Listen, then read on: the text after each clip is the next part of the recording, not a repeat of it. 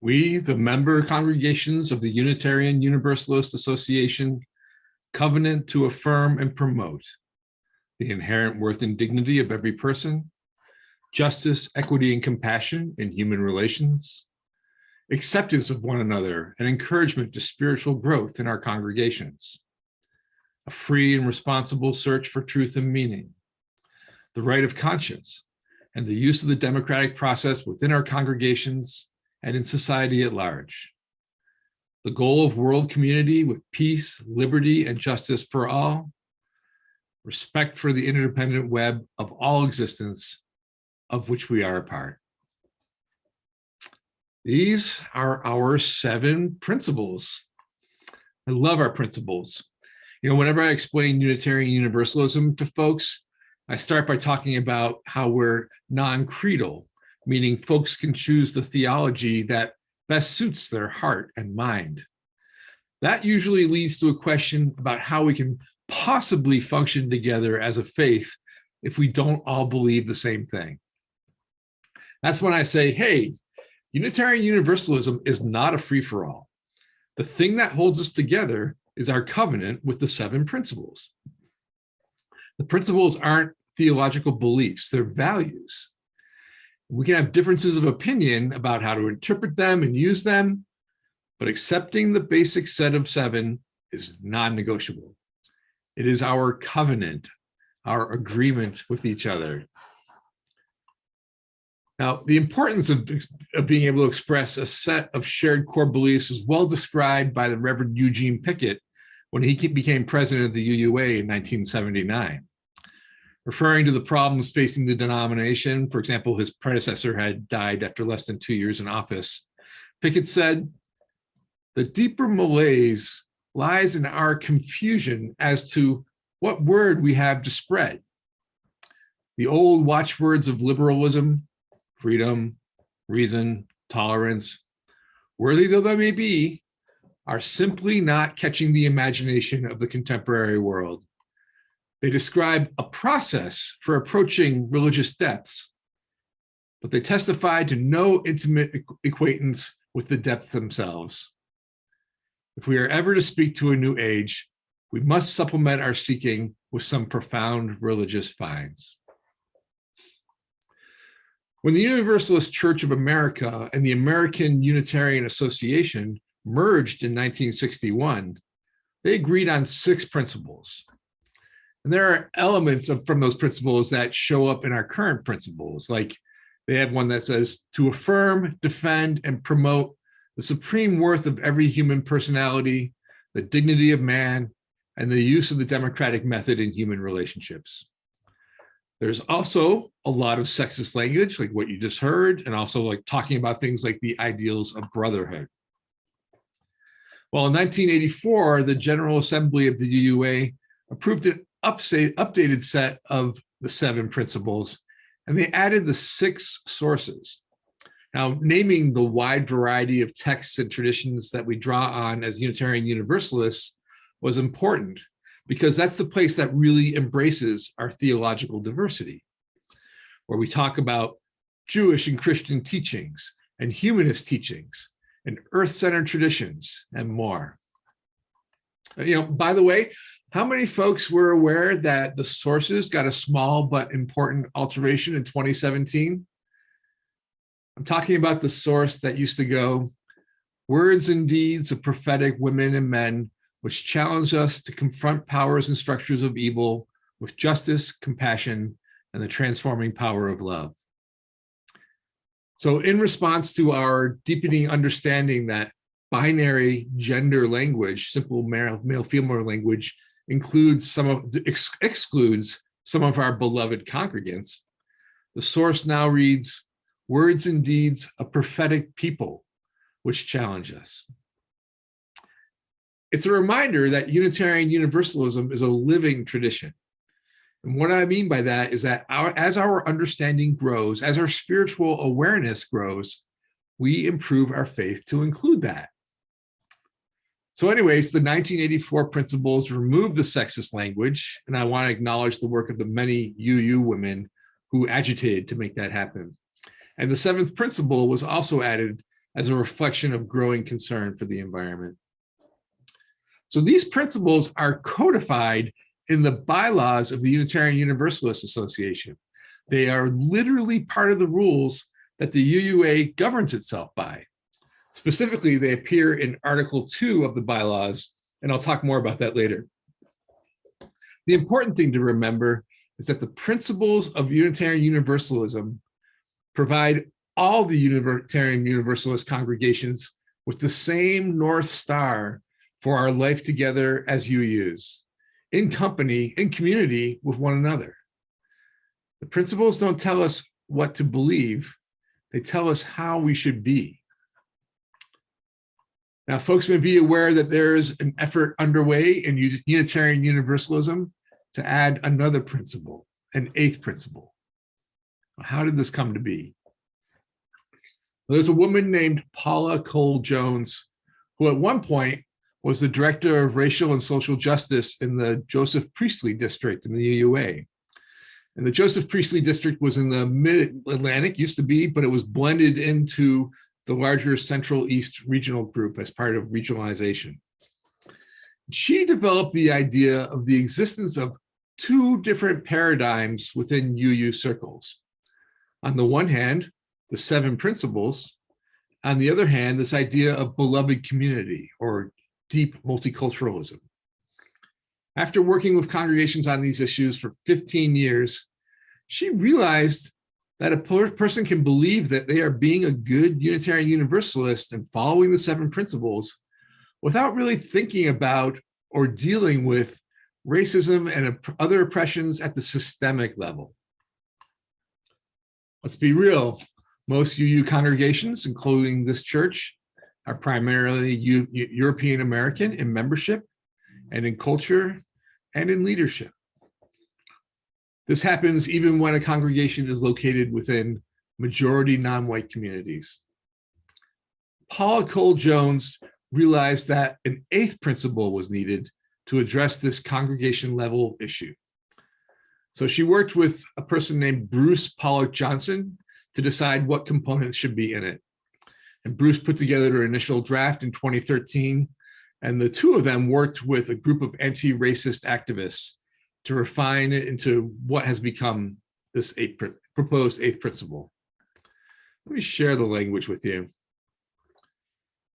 We, the member congregations of the Unitarian Universalist Association, covenant to affirm and promote journeying towards spiritual wholeness by working to build a diverse, multicultural, beloved community by our actions that accountably dismantle racism and other oppressions in ourselves and our institutions. Now, I'll talk more about what this proposed principle means, but first I want to talk about the process that's going on to see if this will become an actual principle. So at the denominational level, the UUA has charged the Article 2 Study Commission, there's a commission, with reviewing and possibly revising the seven principles listed in the bylaws. And they've asked the commission to make a proposal back to the UUA board in January of 2023. Now remember, Article 2 is the part of our bylaws that name our principles. The language of the charge from the board of the UUA is inspiring, and I want to share one part that I really loved. We therefore charge this commission to root its work in love as a principal guide in its work, attending particularly to the ways that we and our root traditions have understood and articulated love, and how we have acted out of love. Isn't that lovely? Really, this is how we should do all our work as a religious community, rooted in love. So the charge is explicit in saying that the UUA board wants language for the principles that is brief, poetic, and explicitly anti-racist. The board also says that there is nothing sacred about the number of principles and sources. 7 is not a magic number. So January 2023 may seem like it's far in the future. So why should we take so long to do this?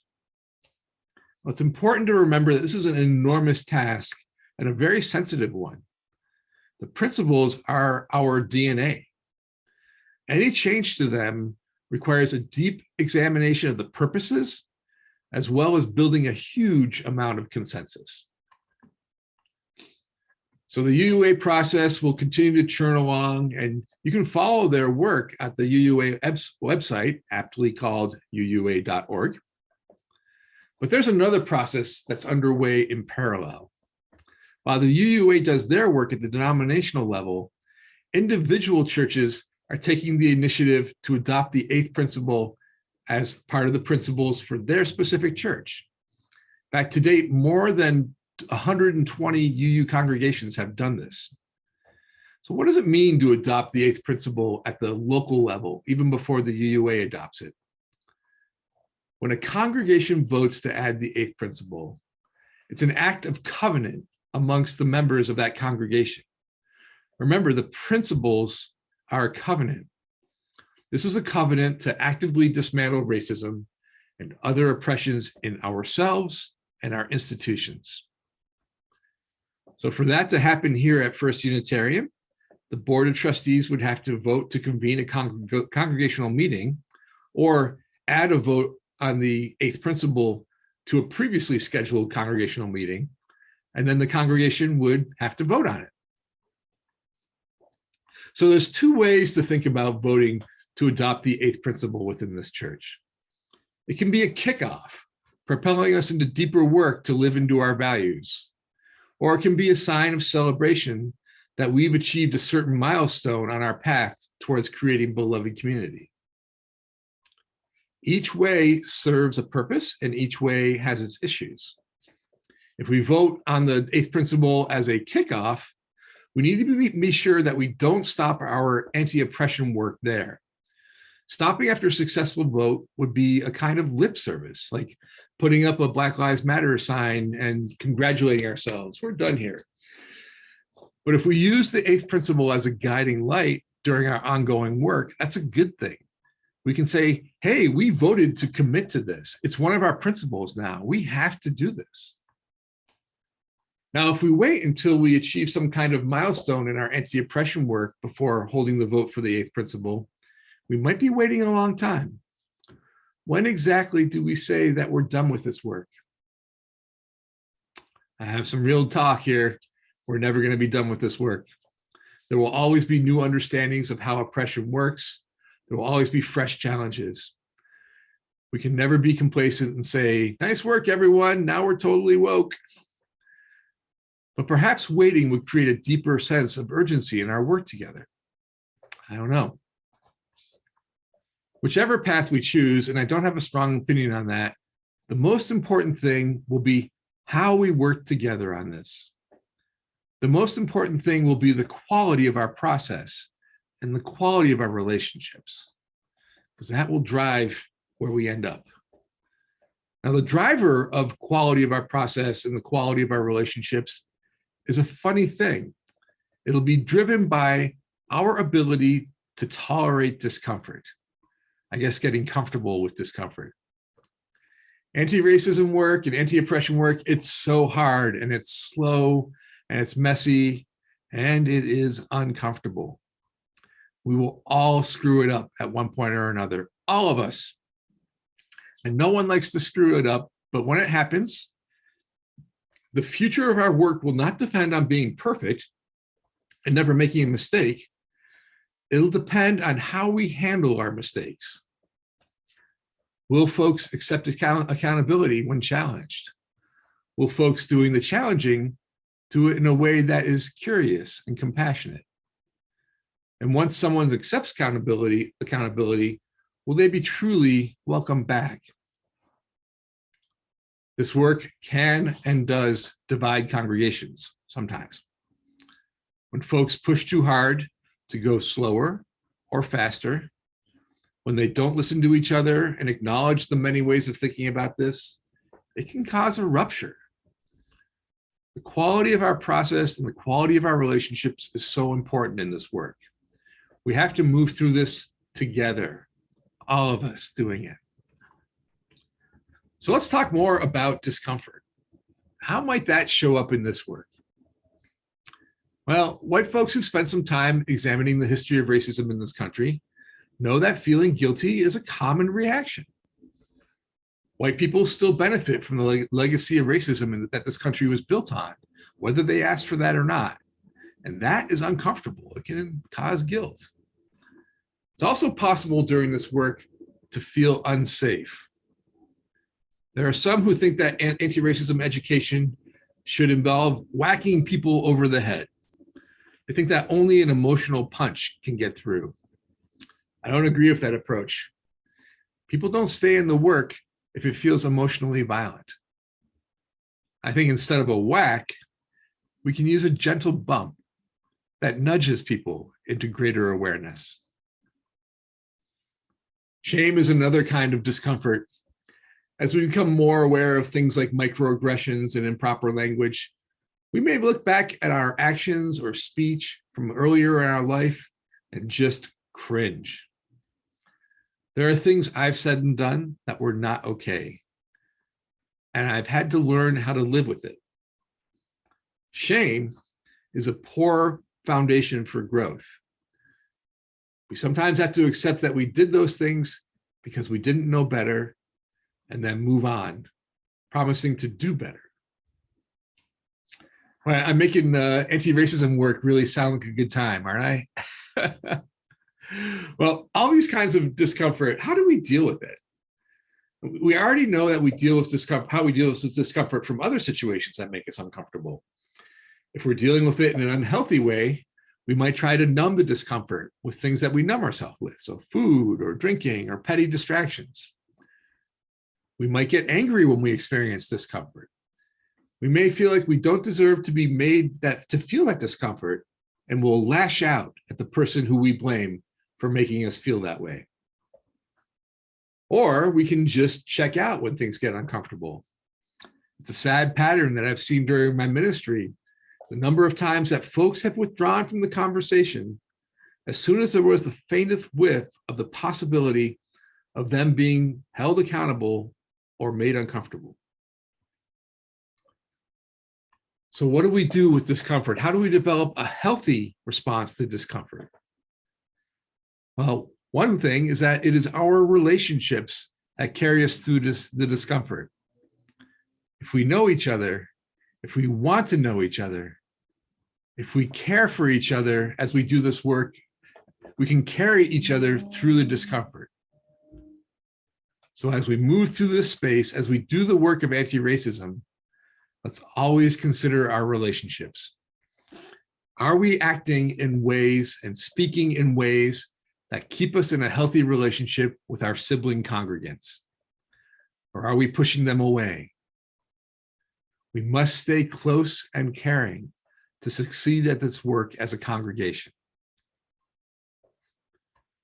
And this is a huge topic, but we have to deal with discomfort on a physical level.